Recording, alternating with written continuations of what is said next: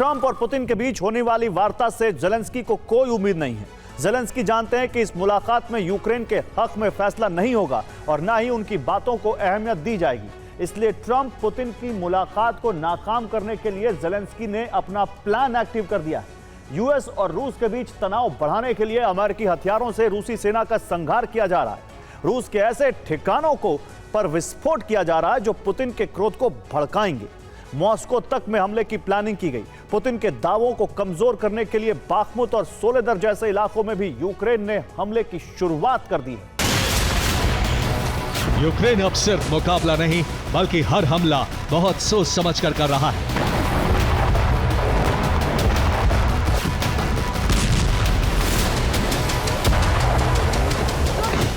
Ukraine के हर target के पीछे एक सोची समझी रणनीति है। ये दावा इसलिए क्योंकि यूक्रेन का हर हमला अब क्रेमलिन तक खलबली मचा रहा है।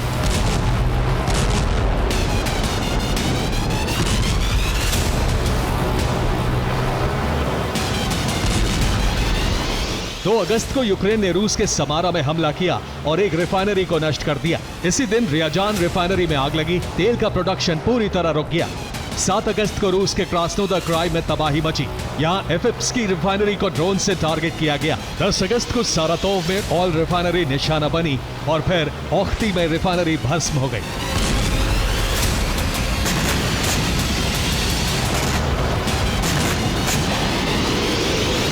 एक्सपर्ट्स के मुताबिक जेलेंस्की ऐसी जगहों पर इसलिए हमले कर रहे हैं ताकि पुतिन का क्रोध और भड़के।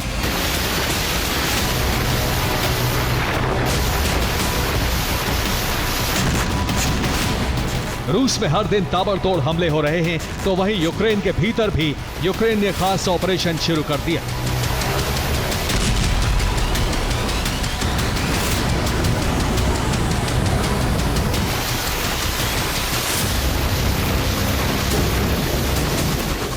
बाखमुत का नाम फिर मीडिया रिपोर्ट्स में है क्योंकि यूक्रेन ने यहां हवाई हमलों की शुरुआत कर दी है। बाखमुत में हो रहे इन धमाकों से भी जेलेंस्की के प्लान का अंदाजा आपको हो जाएगा। पुतिन यूक्रेन के कब्जे वाले इलाकों को छीनने की कोशिश में है। बाखमुत में रूसी सेना का कब्जा बहुत पहले से है। बाखमुत में हमला पुतिन के दावे को कमजोर करने के लिए है।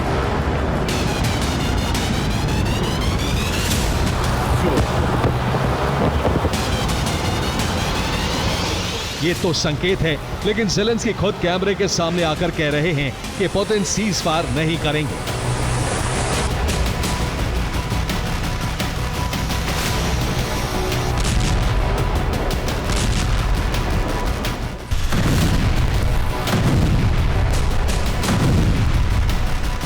जेलेंस्की ये बातें मिलिट्री इंटेलिजेंस के हवाले से कह रहे हैं। यही वजह है कि एक्सपर्ट्स मान रहे हैं कि जेलेंस्की ट्रंप पुतिन की मुलाकात से पहले ही ऐसा माहौल तैयार कर रहे हैं ताकि सीज फायर ना हो सके।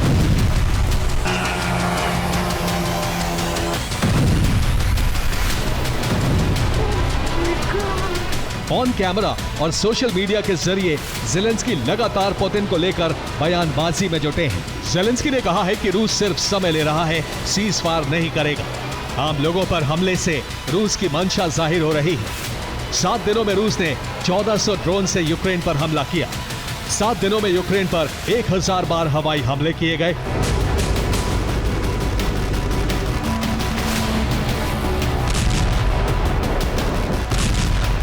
एक तरफ जेलेंस्की रूस पर कई आरोप लगा रहे हैं तो दूसरी तरफ रूसी सेना पर लगातार हमले हो रहे हैं। जहां भी पुतिन कब्जे का दावा कर रहे हैं वहां तेज रफ्तार में जंग की शुरुआत हो गई।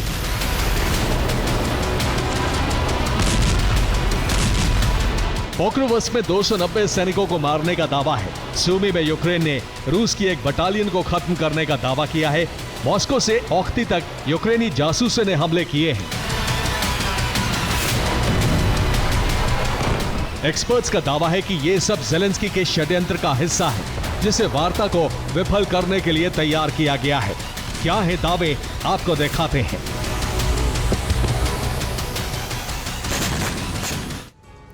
तो विशेषज्ञों के मुताबिक अलास्का वार्ता को विफल करने के लिए जेलेंस्की षड्यंत्र के तहत काम कर रहे हैं।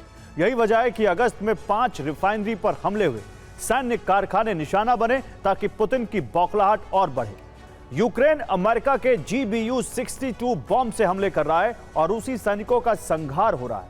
रूसी सैनिकों पर बमबारी हो रही है ताकि रूस को होने वाले नुकसान में अमेरिकी हथियारों का जिक्र आए और अमेरिका के प्रति पुतिन की नाराजगी बढ़े। जहां रूस का कब्जा अभियान आगे बढ़ रहा था, वहां यूक्रेन ने पूरी ताकत लगा दी है। सूमी में 3 गांवों को कब्जा मुक्त करा लेने का दावा किया गया है। यूक्रेनी सेना ने मीडिया के जरिए पोक्रोवस्क में 290 रूसी सैनिकों की मौत का दावा किया है। खरसोन के कब्जे वाले इलाके में 25 रूसी अफसरों की मौत का भी दावा है। यूक्रेन दुनिया को यह बताने की कोशिश में है कि रूस कहीं भी कब्जा नहीं कर सका है, बल्कि हर जगह मुकाबला अभी चल रहा है।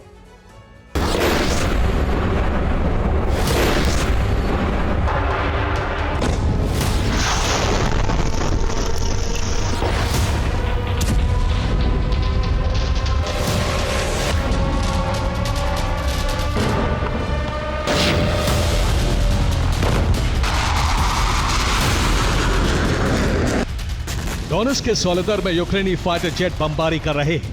ये वो इलाके हैं जहां से यूक्रेनी सेना बहुत पहले ही हटाई जा चुकी है।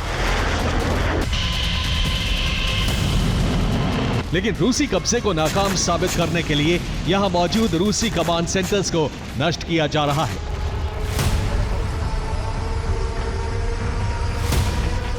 रूस के सैन्य कारखानों पर भी हमले हो रहे हैं। सोमवार रात रूस के स्तावरोपोल में हमला हुआ। स्तावरोपोल में सेना से जुड़ी फैक्ट्री पर ड्रोन हमला किया गया।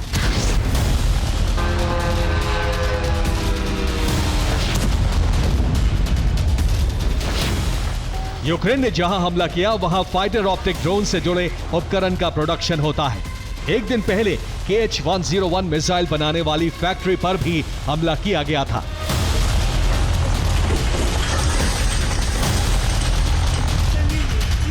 सोमवार रात रूस की एक पेंट फैक्ट्री में भी धमाका हुआ। ट्रंप और पुतिन की मुलाकात से पहले यूक्रेन बेहद आक्रामक अंदाज में है।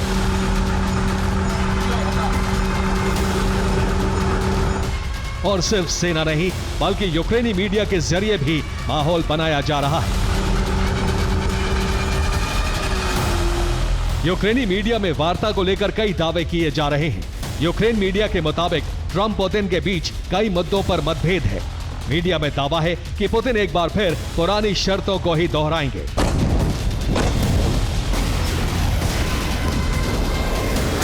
दावा किया जा रहा है कि पुतिन सिर्फ सैन्य तैयारी और अमेरिका के प्रतिबंधों से बचने के लिए वार्ता करने जा रहे हैं, ताकि रूस को यूक्रेन पर कब्जे के लिए कुछ और वक्त मिल सके।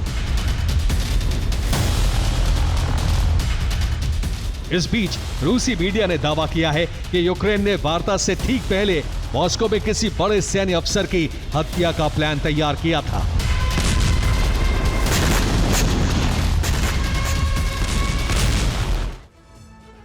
और एक रिपोर्ट में दावा है कि वार्ता से पहले मॉस्को में बड़े हमले की प्लानिंग थी। यूक्रेन कार से धमाके का प्लान तैयार कर चुका था। एक यूक्रेनी एजेंट से 60 किलो विस्फोटक जब्त किया गया है। रूसी एजेंसियों ने हमले से पहले यूक्रेनी जासूस को पकड़ लिया और यूक्रेन की योजना कामयाब नहीं हुई। जासूस के मुताबिक मॉस्को में बड़ा धमाका होता, जिसमें रूस के किसी बड़े सैन्य अफसर के काफिले को टारगेट करने का प्लान शामिल था।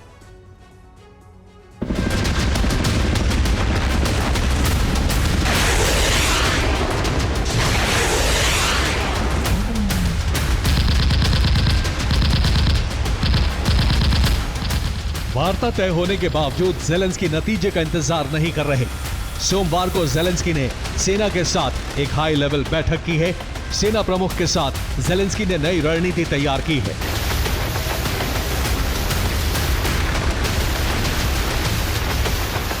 इस मुलाकात से जाहिर हो रहा है कि ज़ेलेंस्की को वार्ता से कोई उम्मीद नहीं। ज़ेलेंस्की जंग की प्लानिंग कर रहे हैं। ज़ेलेंस्की को भीषण जंग की आशंका है।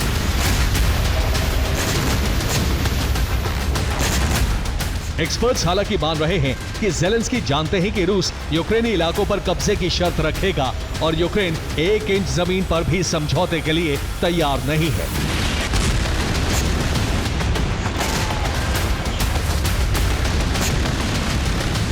यही वजह है कि ज़ेलेंस्की अब नई रणनीति बना रहे हैं, क्योंकि यूक्रेन के लिए अब अमेरिका से किसी तरह की मदद मिलने की उम्मीद नहीं रह गई है। Bureau report, TV9, Bharatvarsh.